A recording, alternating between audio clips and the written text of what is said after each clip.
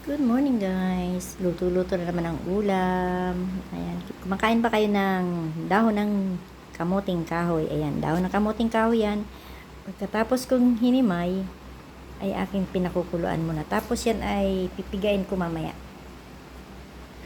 Tapos yan ay aming ginagataan. Ayan, kumulo. Siyempre lalagyan natin yan sibuyas, bawang at sili. Ayan ay akin munang gigisahin.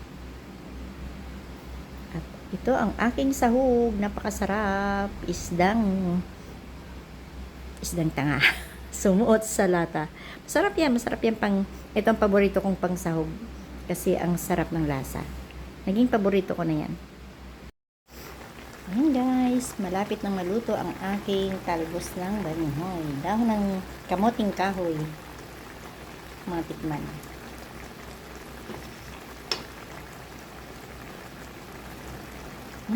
Yummy. Hahaluan ko pa sana ng daing, kaso nalagyan ko ng sardinas. Ay sayang naman, magluluto pa ng ibang gulay. Pwede pa rin yung pang sahog. Konting tipid. Talbos balinghoy, napakas-yummy.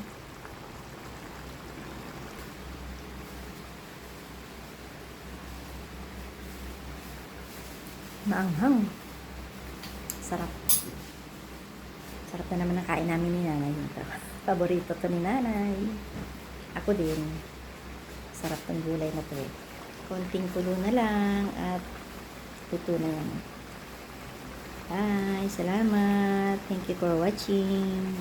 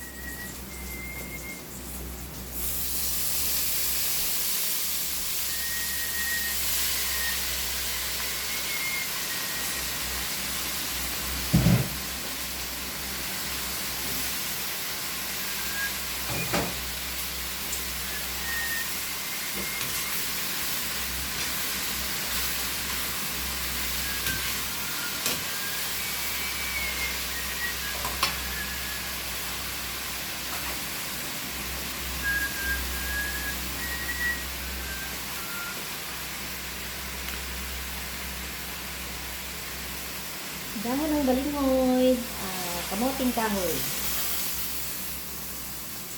Dapa. Ito pala. Ang lang naman kasi baka malat.